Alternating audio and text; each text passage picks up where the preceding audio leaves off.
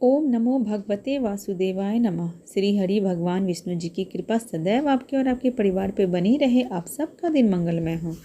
आज की इस वीडियो में भक्तों आप पुत्रदा एकादशी व्रत की संपूर्ण कथा का श्रवण करेंगे। पुत्रदा एकादशी व्रत साल में 2 बार होती है, लेकिन अभी जो पुत्रदा एकादशी है वो श्रावण माह में होती है। तो पुत्रदा एकादशी इस बार 16 अगस्त को मनाई जा रही है। श्री युधिष्ठिर कहने लगे कि हे भगवान, मैंने श्रावण माह के कृष्ण पक्ष की कामिका एकादशी का सविस्तार तो वर्णन सुन लिया। अब आप मुझे श्रावण शुक्ल एकादशी का क्या नाम है उसके विषय में बतलाएं और व्रत की विधि भी बतलाएं और इसका महत्व भी बतलाएं। मधुसूदन कहने लगे कि इस एकादशी का नाम पुत्रदा एकादशी है। इस एकादशी को पवित्रा एकादशी भी कहा जाता है। पुत्रदा एकादशी व्रत करने वाले व्यक्ति को पूजा के बाद श्रावण पुत्रदा एकादशी व्रत की कथा जरूर सुननी चाहिए। ऐसा करने से व्रत पूर्ण होता है और सारी मनोकामनाएं पूरी होती है। अब सभी कोई शांतिपूर्वक रूप से कथा का श्रवण कीजिए। इसके सुनने मात्र से वाजपेयी यज्ञ का फल मिलता है। पुत्रदा एकादशी व्रत की कथा द्वापर युग के आरंभ में महिष्मती नाम की एक नगरी थी, जिसमें महिजीत नाम का राजा राज्य करता था, लेकिन वह पुत्रहीन होने के कारण हमेशा दुख से घिरा रहता था। राजा को वह राज्य सुखदायक नहीं लगता था। उसका मानना था कि जिसके संतान न हो उसके लिए लोक परलोक दोनों ही दुखदायक होते हैं। पुत्र सुख की प्राप्ति के लिए राजा ने अनेक उपाय किए, परंतु राजा को पुत्र की प्राप्ति नहीं हुई। वृद्धावस्था आती देखकर राजा ने प्रजा के प्रतिनिधियों को बुलाया और कहा, हे प्रजाजनों, मेरे खजाने में अन्याय से उपार्जन किया हुआ धन नहीं है। न मैंने कभी देवताओं और ब्राह्मणों का धन छीना है। किसी दूसरे की धरोहर भी मैंने नहीं ली। प्रजा को पुत्र के समान पालता रहा। कभी किसी से घृणा नहीं की, सबको सम्मान पूर्वक माना। सज्जनों की सदा पूजा करता हूँ। इस प्रकार धर्मयुक्त राज्य करते हुए भी मेरे पुत्र नहीं है, सो मैं अत्यंत दुखी रहता हूँ। इसका क्या कारण है? राजा महिजीत की इस बात को विचारने के लिए मंत्री और प्रजा के प्रतिनिधि वन हो गए और वहाँ बड़े बड़े ऋषि मुनियों के दर्शन किए। राजा की उत्तम कामना के पूर्ति के लिए किसी श्रेष्ठ तपस्वी मुनि को देखते फिर रहे थे राजा के मंत्री और प्रजा। एक आश्रम में उन्होंने एक अत्यंत वयोवृद्ध धर्म की ज्ञाता, बड़े तपस्वी, परमात्मा में मन लगाए हुए, निराहार, जितेंद्रिय, जितात्मा, जित क्रोध, सनातन धर्म के गुण तत्वों को जानने वाले समस्त शास्त्रों के ज्ञाता महात्मा लोमस मुनि को देखा, जिनका कल्प के व्यतीत होने पर एक रोम गिरता था।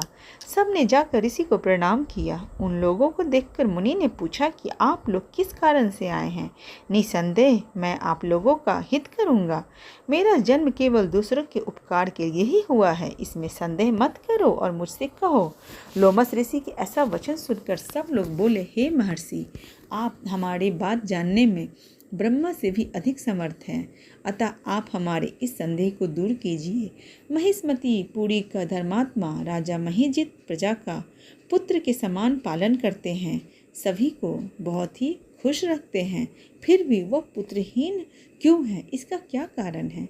उन लोगों ने आगे कहा कि हम लोग उसकी प्रजा हैं, अतः उसके दुख से हम लोग भी दुखी हैं।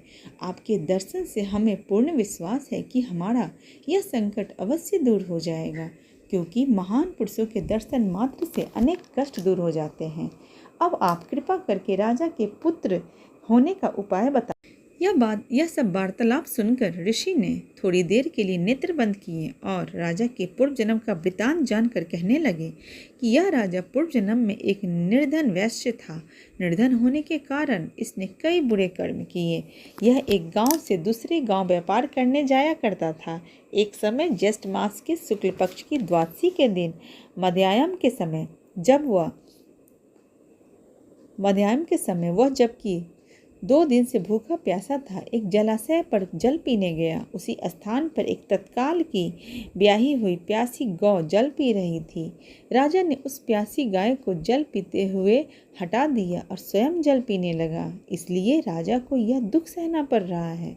एकादशी के दिन भूखा रहने से वह राजा हुआ और प्यासी गौ को जल पीते हुए हटाने के कारण पुत्र से वियोग का दुख उसे सहना पड़ रहा है, क्योंकि उसने बहुत बड़ा पाप किया। क्योंकि वह एकादशी के दिन भूखा था, इसलिए वह राजा में जन्म लिया, लेकिन दूसरी गलती उसने ये की प्यासी गाय को जल पीने नहीं दिया। इस कारण से उसे पुत्र वियोग का दुख सहना पड़ रहा है। ऐसा सुनकर सब लोग कहने लगे कि हे ऋषि, शास्त्रों में पापों का प्रायश्चित भी लिखा है, अतः जिस प्रकार राजा का यह पाप नष्ट हो जाए, आप ऐसा उपाय बताएं। लोमस मुनि कहने लगे कि श्रावण शुक्ल पक्ष की एकादशी को, जिसे पुत्रदा एकादशी भी कहते हैं, तुम सब लोग व्रत करो और रात्रि को जागरण करो, तो इससे राजा का यह पूर्व जन्म का पाप अवश्य नष्ट हो जाएगा, साथ ही राजा को पुत्र की अवश्य प्राप्ति होगी। लोमस ऋषि के ऐसे वचन सुनकर मंत्रियों के सहित सारी प्रजा नगर को वापस लौट आई, और जब श्रावण शुक्ल एकादशी आई तो ऋषि के आज्ञा अनुसार सब ने पुत्रदा एकादशी व्रत किया और जागरण किया। इसके पश्चात द्वादशी के दिन इसके पुण्य का फल राजा को दिया गया। इस पुण्य के प्रभाव से रानी ने गर्भ धारण किया और प्रसव काल समाप्त होने पर उसे एक बड़ा तेजस्वी पुत्र उत्पन्न हुआ। इसलिए हे राजन, इस श्रावण शुक्ल एकादशी का नाम पुत्रदा पड़ा। संतान सुख की इच्छा हासिल करने वाले इस व्रत को अवश्य करें। इसके महात्म्य को सुनने से मनुष्य सब पापों से मुक्त हो जाता है और इस लोक में संतान सुख भोग कर परलोक को सुख को प्राप्त होता है। इस तरह जैसी कृपा भगवान ने राजा पे की, वैसे ही कृपा आप सब पे बना के रखें। जय हो श्री हरि भगवान विष्णु जी की।